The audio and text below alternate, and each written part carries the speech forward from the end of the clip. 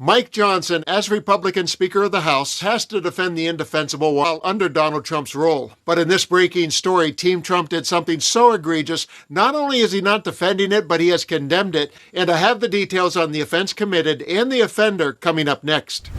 I'm Dan and welcome to Occupy Democrats. If you're new to the channel, please hit that subscribe button to get all of our daily reports documenting the chaos and corruption that Johnson and others in Trump's orbit cannot contain.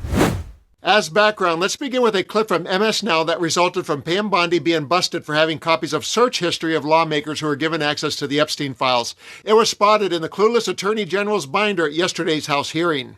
Can we put back on the screen what the Attorney General of the United States brought to the hearing today, specifically about the Congresswoman, because I think it's important.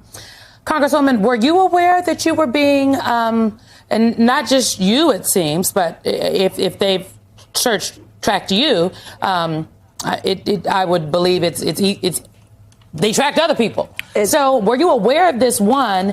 And two, have you reached out to the Department of Justice, specifically the Attorney General's office, to follow up and ask, what the hell was that? Well, I absolutely will be doing that. We're in the process of working on a letter right now. All of us. Can I just say, because there are people watching, they're going to say, they're always sending a letter. A letter is how you register. That's how we register our dissent. We have a separation of powers, which means that we need to be able to do our legislative duty, and for us to go in to review the Epstein documents and then to know that they have kept the search history of exactly what we searched for. And why was it that she brought that in her binder, which we call her burn book, right? Was she going to use that against me? Did they get that document for every single person? And what were they going to do with it? We need a new process. That's what we're going to demand from the Department of Justice. That's what I'm going to tell Mike Johnson as well when I get to speak to him. I left him a message on the way here, because we need a process where we know that the Department of Justice is not spying on us as members of Congress. I mean, Congresswoman, listening to you say that, I have to imagine that all of your Republican colleagues who were so upset about Operation Arctic Frost and are apoplectic that a past DOJ was looking at their cell phone tower records, they must be standing with you now, right? In this question of whether or not the DOJ is supposed to be looking at things that you search.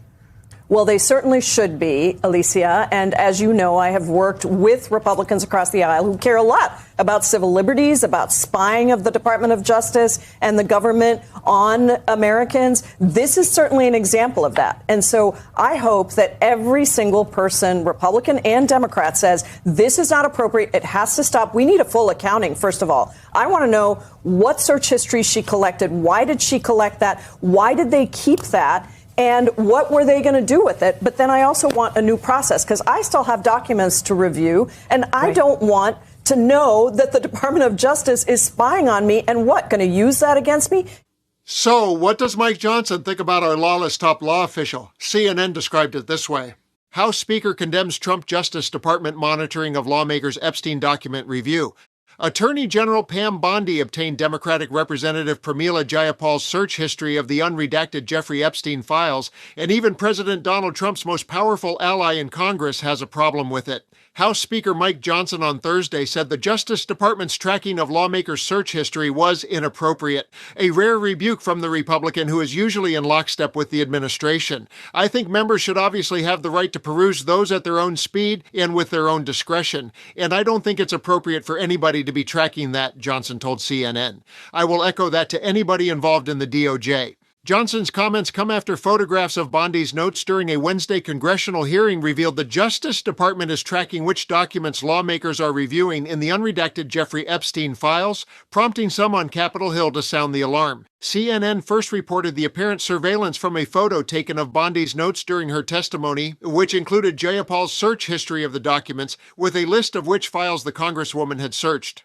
Republican firebrand Nancy Mace has also spoken out about the monitoring of lawmakers' searches, writing on social media Wednesday that DOJ is tracking the Epstein documents members of Congress search for, open, and review. I was able to navigate the system today, and I won't disclose how or the nature of how, but confirmed the DOJ is tagging all documents members of Congress search, open, and review, she said. Republican Representative Thomas Massie of Kentucky said the most charitable explanation for tracking members' search history was that DOJ wanted to improve their service by helping members find the most frequently sought-after documents. But Massie said that charitable view is undercut by Bondi, carrying with her a list of Jayapal's search terms at the hearing, where she clearly was prepared with Oppo research and brought flashcards with insults to try to embarrass the members. I think it's kind of creepy that they were hoping to divine some line of attack based on our search histories, Massie said. Those are just highlights. For the full story, visit CNN.com. Search histories are a roadmap into what lawmakers are investigating. By tracking them, Trump's White House can preemptively craft narratives or smear those members with counterattacks they have to defend. It's lawless cheating, and of course a U.S. Attorney General knows that, but a corrupt one doesn't care. When Mike Johnson tells a Trump toady that she has crossed the line, that means she obliterated it. A serious breach of ethics, case closed. Except this is just the beginning of a new scandalous chapter. To mix metaphors, Trump's White House now has a 5-alarm Spygate blaze burning on top of a DEFCON 1 cover-up.